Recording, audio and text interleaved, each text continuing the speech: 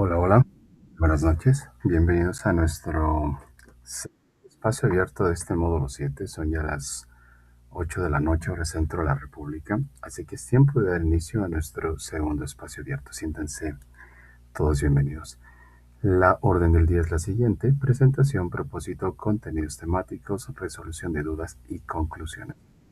La serie de actividades que habremos de llevar a cabo a lo largo de este segundo espacio abierto. Así que, nuevamente, siéntanse todos bienvenidos. Me presento para todos ustedes. No es presunción, es protocolo que nos pide seguir en línea para que tengan en cuenta quién está a cargo de este módulo. Mi nombre es José Daniel Slalpan, soy licenciado en lenguas modernas con la especialidad en la enseñanza del inglés. Tengo una maestría en estudios históricos relacionado con la evolución histórica de la lengua y actualmente curso el doctorado en investigación e innovación educativa, desarrollando una metodología para la enseñanza de lenguas. Al campo disciplinar al que pertenezco aquí en Prepa en Línea es al de la comunicación, ¿ok? Pues bueno, nuevamente, no es presunción, es protocolo que debemos seguir. ¿Cuál es el propósito de esta sesión o de este segundo espacio abierto?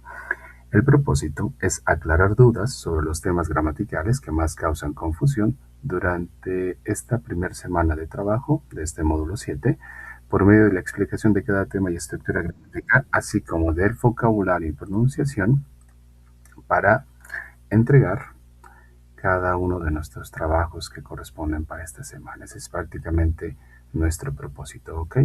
Pues bueno, tengo un segundito, listo. Recordemos algunos aspectos que son importantes que ustedes tienen que tener en cuenta. Uno de ellos es, o son más bien, las reglas de la etiqueta. Se les invita de la manera más atenta posible a que las revisen para que tengamos en claro cuál es el protocolo que debemos seguir en estos espacios virtuales y cómo debemos, pues, interactuar entre nosotros, que más allá de que ustedes revisen las reglas o no, es algo que la mayoría de nosotros tenemos que tener en cuenta, que es una interacción o un trato de manera respetuosa, pero como sea, les pido que por favor las puedan revisar. También la revisión de las rúbricas, esto es importante, que podamos revisar nuestras rúbricas y saber qué se nos está pidiendo en cada una de nuestras actividades integradoras. Esto es importante, aunque ustedes no lo crean, debido a que de pronto pensamos que quizás el asesor o la persona encargada de evaluarme le está haciendo pues personal la evaluación, cuestiones como esas que de pronto tienden a aparecer. Y no es tanto eso, sino como les dije en la primera sesión, cada una de nuestras tareas, de nuestras actividades integradoras, piden cosas en específico. No se trata de llenar las tareas con cosas en inglés solo por poner cosas en inglés, sino se trata de mantener concordancia gramatical. Y teniendo claro que estamos en un nivel básico de inglés, tampoco es que se les exija que entreguen pues ensayos prácticamente ahí, o párrafos extensos de 20, 30, de 20, 30, de 3 o 4, de 7, de 10, de 12 líneas, que de pronto he encontrado párrafos hasta de 20 líneas. Un buen párrafo, dirán algunos teóricos, en cuanto a la redacción, va de los 7 a los 8, a las 8 líneas. Pero bueno, más allá de eso, nos está exigiendo que ustedes entreguen tareas súper, mega, ultra, hiper extensas. Simplemente se espera que puedan responder de manera completa, con una oración bien estructurada, y eso será más que suficiente. El día miércoles les mostré algunas respuestas que ustedes podían emitir y evitar otro tipo de respuestas que se notan a distancia que están hechas con inteligencias artificiales. Entonces, vuelvo al punto, es importante revisar estas rúbricas para que sepamos exactamente cómo estamos siendo evaluados, ¿ok? Evitar el plagio, esto es extremadamente importante. Prepa en línea tiene monitoreado todo lo que sucede alrededor de ella. Me refiero a que tiene claro cuáles son los entornos donde encuentran tareas. Hay un montón de espacios donde las tareas se están vendiendo o se están teniendo acceso a las tareas. También se va a hacer ahí una reestructuración de varias cosas con relación justo a ello, porque hay estudiantes que ya cursaron y de pronto pues mantienen por ahí las tareas y las pasan, y de pronto encontramos tareas que, aunque ustedes no lo crean, es fácil de detectar que esa tarea pertenece a alguien, pues porque hay una base de datos y uno puede notar que esa tarea quizás no pertenezca al estudiante y detalles como esos. Pero más allá de dónde es que ustedes obtengan las tareas, se les invita a que por favor eviten cualquier acción que tenga que ver con el plagio. Lo mismo va en relación con el uso de inteligencias artificiales, que les decía el día miércoles. No son malas, son herramientas que sirven demasiado. El problema es que las utilicemos, dirán algunos, como buenos mexicanos o latinos, buscamos sacar provecho siempre de la situación. Entonces, utilizamos las inteligencias artificiales para hacer trampa y simplemente subimos el documento y le decimos que responda a la tarea sin darnos cuenta que la misma inteligencia artificial de pronto está hablando con nosotros, está interactuando y ha encontrado tareas, aunque ustedes no lo crean, donde solamente copiaron y pegaron sin darse cuenta que la inteligencia artificial respondió en inglés y les está señalando cosas como qué bueno que te haya servido, espero que la siguiente tarea o las respuestas cumplan con lo que me solicitaste. Si requieres algo más, estoy aquí para ayudarte. Y está escrito, y como nada más lo copiaron, lo pegaron, ni se dieron cuenta que la inteligencia artificial está hablando o está tratando de interactuar con ustedes. Entonces, también el plagio, o más bien dicho, las tareas hechas a través de inteligencias artificiales pueden ser consideradas como plagio. Se puede detectar que la tarea está hecha con una inteligencia artificial por la extensión de las oraciones o de las palabras en una oración. Hay un número en específico de palabras debido a que la inteligencia artificial pues sigue patrones en cuanto a la construcción de oraciones que van más allá de quizás los errores que un humano pueda llegar a cometer. Hay frases que tienen una extensión en específico que van de las 10 a las 15 palabras y ahí se da uno cuenta que dentro de una oración hay, o más bien dicho, dentro de un párrafo, hay quizás 3 oraciones y marcan esta extensión exacta de cada una de las palabras. Eso entre otras tantas cosas más. El uso tan claro y puntual de la puntuación, por ejemplo, puntos y comas, que si somos sinceros, no todos sabemos utilizar un punto y coma, pero de pronto encontramos puntos y comas en las redacciones. Guiones intermedios de igual manera, que los guiones intermedios nos sirven para quizás separar ideas, pero tampoco suelen aparecer en estos niveles y ni siquiera en la educación superior, que yo también trabajo en educación superior, tampoco suelen aparecer. Y un montón de detalles así que de pronto no nos damos cuenta y dado que estamos quizás presionados de tiempo o no lo sé, simplemente le pedimos a la inteligencia artificial que nos haga la tarea, copiamos y pegamos sin darnos cuenta que mucho de eso puede ser detectado. Entonces, evitemos esas acciones que no tengan ustedes el día de mañana ningún tipo de repercusión al respecto. Si requieren ayuda, acérquense con nosotros con toda confianza y podemos apoyarlos en su proceso, ¿ok? Como les dije el día miércoles, pueden redirigir el uso de las inteligencias artificiales no para hacer trampa, sino para pedirle que los apoye. Ya en sesiones posteriores habré de darles algunas sugerencias al respecto, ¿ok? Referencias.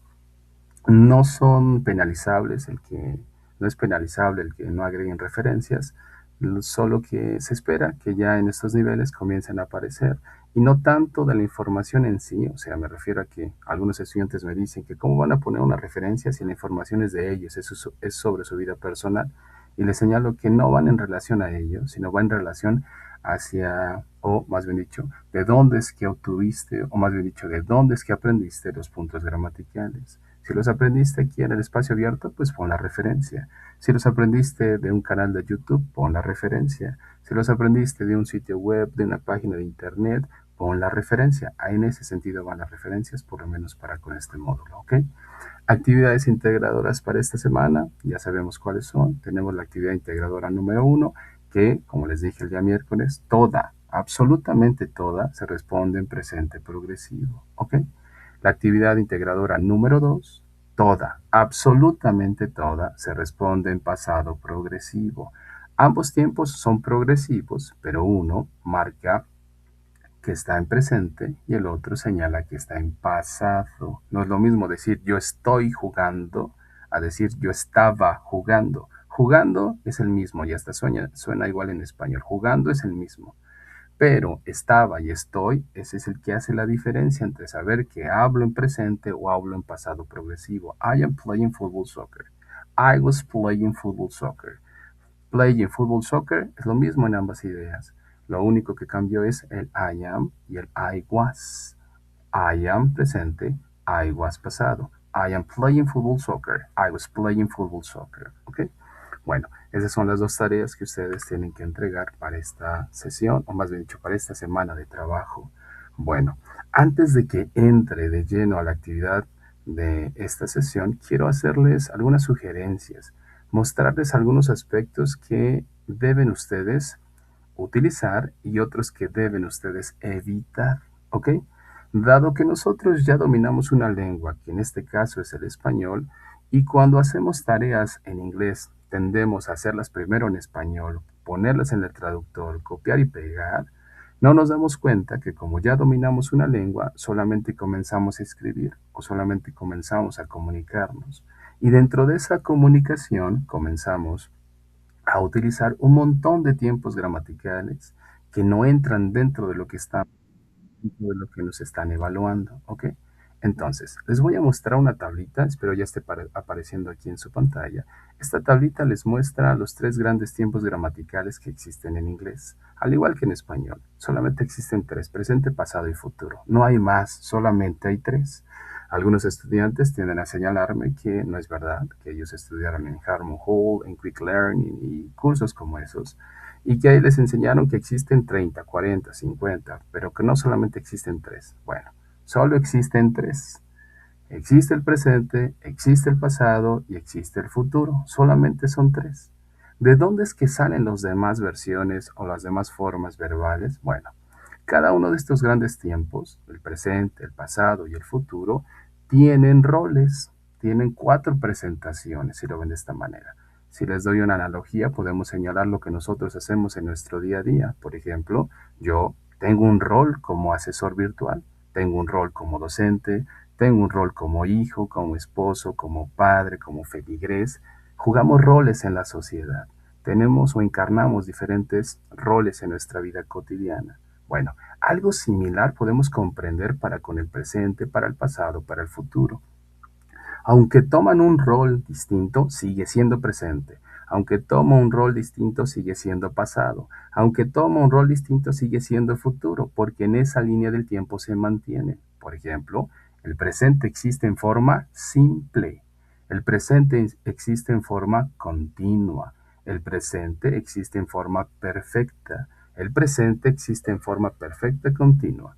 Y lo mismo va a suceder para el pasado. El pasado tiene una versión simple, una versión continua, una versión perfecta y una versión perfecta continua.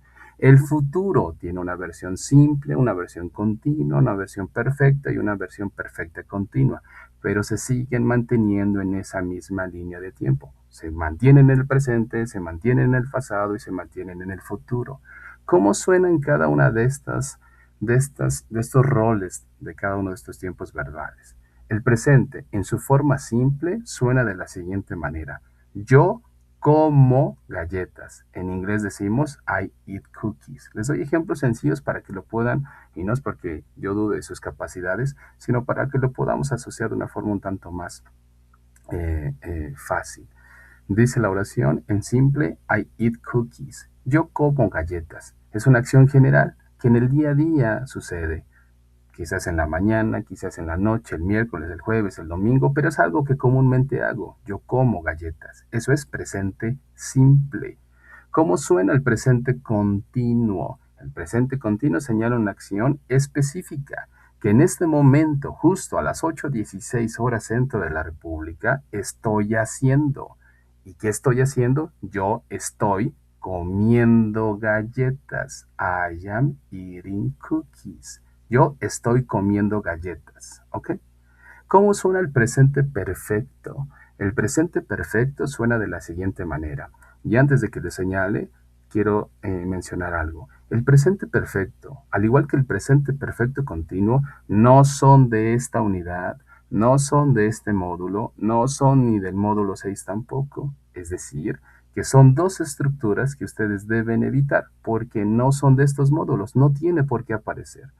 En todo caso, solamente nos quedaríamos con las dos primeras versiones o los dos primeros roles, en simple y en continuo.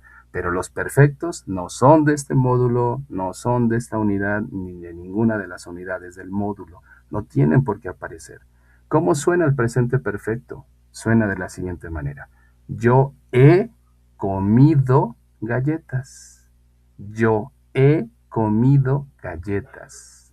En inglés decimos I have eaten cookies. Yo he comido galletas. Ese have, si algunos ya tienen conocimiento del inglés, sirve en este caso como auxiliar, pero su rol principal es como verbo. Su rol en general aparecería en muchas oraciones como tener. Yo tengo, por ejemplo. Pero aquí no lo traducimos de esta manera. Aquí suena como lo que ya les mencioné. Yo he comido, yo he corrido, yo he jugado, yo he conocido, yo he estudiado. Eso es presente perfecto. ¿Cómo suena el presente perfecto continuo? Y hasta lo puse en rojito porque tampoco tiene por qué aparecer, pero en muchas ocasiones aparecen en sus tareas, y aparecen en sus tareas porque eso lo hicieron en español, sin darse cuenta que nos vamos, o al momento de evaluarlos, vamos a notar que eso está hecho desde el español y simplemente utilizaron un traductor, copiaron y pegaron. Y vuelvo a repetir, nosotros no lo notamos como hablantes del español porque ya dominamos la lengua y simplemente comenzamos a escribir, ¿ok? ¿Cómo suena el presente perfecto continuo? Yo he estado comiendo galletas. Yo he estado jugando. Yo he estado durmiendo. Yo he estado corriendo. Yo he estado. Ese es el presente perfecto continuo. Entonces, ¿cómo suenan cada uno de ellos? Simplemente para que lo recuerden en su versión del presente. Yo como galletas. Yo estoy comiendo galletas. Yo he comido galletas. Yo he estado comiendo galletas. El pasado tiene esas mismas cuatro presentaciones. Tiene un pasado simple, un pasado continuo, perfecto y un perfecto continuo. ¿Cómo suena en simple? En simple, en una acción general que ya concluyó, que ya no existe, digo lo siguiente. Yo comí galletas. Yo comí galletas. Una acción que ya terminó. I ate cookies. ¿Cómo suena el pasado continuo? Es una acción específica que en algún punto del tiempo sucedió. Yo estaba comiendo galletas. Una acción específica que en algún punto del tiempo sucedió, lo que justo pide su actividad integradora número 2, donde dice, ¿qué estabas haciendo durante el robo? Te están pidiendo una acción en específico que sucedió durante un punto en específico del tiempo. ¿Qué estabas haciendo durante el robo? Yo estaba comiendo galletas. Eso es pasado continuo.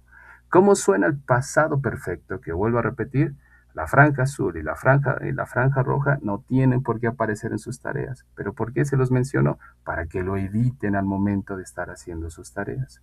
Yo había comido galletas. Eso es pasado perfecto. I had eaten cookies. Yo había comido galletas. ¿Cómo suena el pasado perfecto continuo? Y de nuevo está en rojo porque eso tampoco tiene por qué aparecer. Suena de la siguiente manera.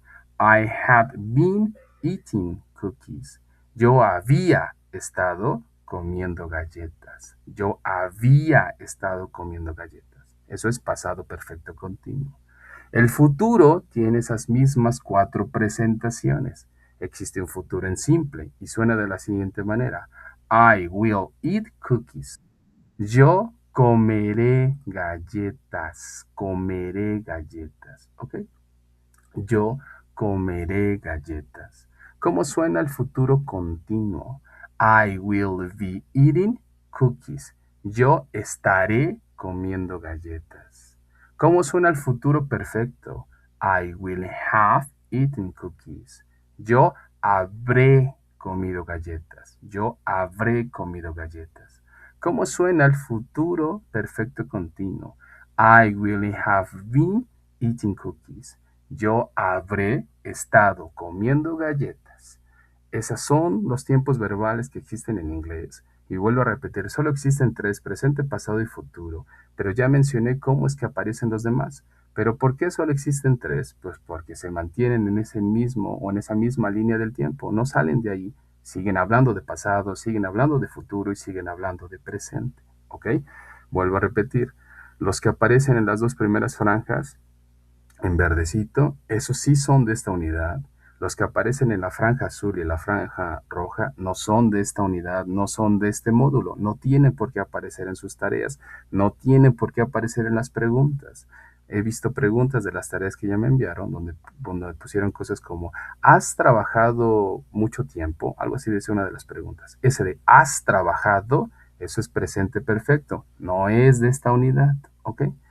¿Qué se espera que hagan en la actividad integradora 1? Usar el presente progresivo. ¿Qué se espera que hagan en la actividad integradora número 2? Usar el pasado progresivo. Hasta ahí. No necesitan agregar ninguna otra cosa. ¿Ok? Muy bien.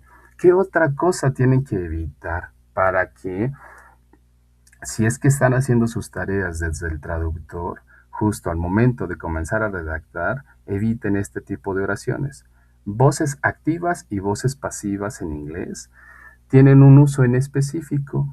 Nosotros, en este módulo, solamente estamos trabajando con voces activas, no utilizamos voces pasivas. Las voces pasivas son de un nivel avanzado de inglés y si encontramos oraciones en voz pasiva, eso está hecho en el traductor completamente. ¿Cómo suenan las voces activas? Ok, simplemente para que ustedes lo tengan en la mente. Una voz activa habla de personas que hacen acciones y que esas acciones recaen sobre un objeto. Les doy un ejemplo para que vean cómo funciona. Daniel golpea la pared. Se habla de un sujeto, Daniel. Se dice algo de Daniel, que golpea, y que al momento de golpear eso recae sobre algo, sobre la pared. Esa es una voz activa. Daniel golpea la pared. Esa es una voz activa y esas son las que tienen que aparecer en sus actividades. Sujetos que hacen acciones o sujetos que están. ¿Ok? ¿Cómo suena una voz activa? Una voz activa habla de hechos, habla de objetos que reciben o recibieron una acción. Voy a invertir la oración que les di y diré lo siguiente. La pared es golpeada por Daniel. Parece que es lo mismo, pero no lo es. El significado cambia en algún punto. En lo primero, en la voz activa, lo importante de alguna manera es quién hizo la acción. En este caso es Daniel. Lo importante de la voz pasiva no es quién hizo la acción, sino qué fue hecho o qué se hizo. Que la pared fue golpeada o que la pared es golpeada. Las voces pasivas existen quizás para quitarle responsabilidad a alguien porque no sé quién hizo la acción. Por ejemplo, si no se lleva un objeto a, no sé, cualquier lado y se pierde, puedo decir que a lo mejor alguien se robó, no sé, mi laptop. Y puedo decir, mi laptop fue robada. ¿Por quién? ¿Quién sabe? No sé quién lo hizo.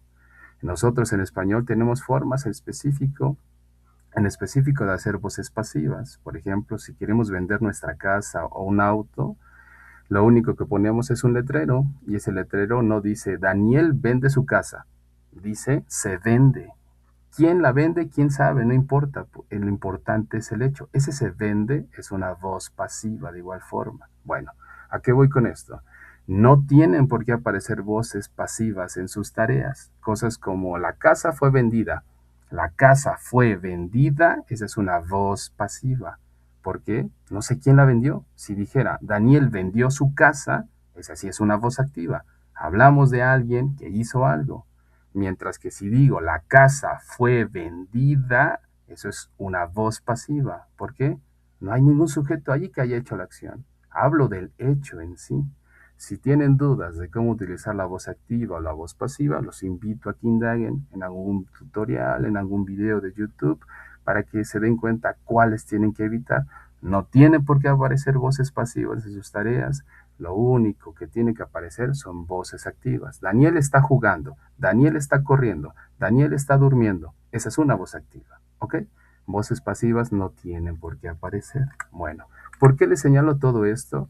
Porque aunque ustedes no lo crean, debido a que de pronto se nos dificulta mucho el uso del inglés, comenzamos simplemente a hacer oraciones por hacer, o nos desesperamos y hacemos las tareas completamente en español y ponemos un montón de cosas sin darnos cuenta que estamos utilizando un montón de estructuras porque ya dominamos el español y como eso fue hecho en español, simplemente lo copiamos y lo pegamos en el traductor y enviamos la tarea. Y cuando leo la tarea me doy cuenta que tiene voces pasivas, que tiene estructuras complejas, que no son de este nivel Y cuando eso se coteja o se compara con algunas otras tareas o con los audios, pues nos damos cuenta que esa tarea completamente fue hecha en un traductor o quizás por una inteligencia artificial, entre otras tantas cosas, ¿ok? Pues bueno, habiendo dicho esto, abordemos nuestro tema del día de hoy. Tengo aquí enfrente las mismas imágenes que ustedes vieron el día miércoles, las mismas. ¿Qué vamos a hacer? Tratar de recordar qué verbos estaban aquí colocados. Y para esto vamos a iniciar con nuestras primeras interacciones. Los invito a que en el chat coloquemos tantos verbos como podamos recordar. Ya el día miércoles los repasamos o tuvimos un acercamiento hacia estos verbos. Recuerden cuáles eran. Es importante para que podamos activar lo que vamos a necesitar para nuestra sesión del día de hoy. Estamos bastante a tiempo. Voy leyendo sus participaciones para que pueda colocar justo su participación en la plataforma y que me permitan ir viendo o ir arrancando desde un punto en específico. No importa si lo hacen en inglés o en español, por ahora simplemente tratemos de activar lo poco o mucho que tengamos en nuestra mente para comenzar a asociarlo. Dicen por aquí, buenas noches, en español o inglés. No importa que sea en español o inglés, Irán, como tú lo desees. Por ahora es simplemente para activar algo de lo que ya tenemos en nuestra mente, ¿ok? Ayúdenme por favor en el chat para que podamos arrancar. Muchísimas gracias. Dice Zuleika, barriendo, durmiendo, comiendo, ¿ok? Dice María, sleep, run, eat and cook, perfecto. Vamos acordando algunas de estas, muy bien. ¿Alguien más? En lo que van escribiendo, voy descubriendo alguno de estos verbos para que ustedes vayan recordando. Sabíamos, o más bien dicho, el día miércoles les mencioné, que cuando aparecen este tipo de versiones del verbo, este verbo está sin activar. Simplemente marca la acción. Sweep, barrer. Sleep, dormir. Eat, comer. Carry, cargar. Wash, lavar. Work, trabajar. Cook, cocinar. Serve, servir. Run, correr. No hay ahí en ningún punto más allá de la información de la misma acción del verbo. Ahí no dice yo corro, no dice yo duermo, no dice nada de eso.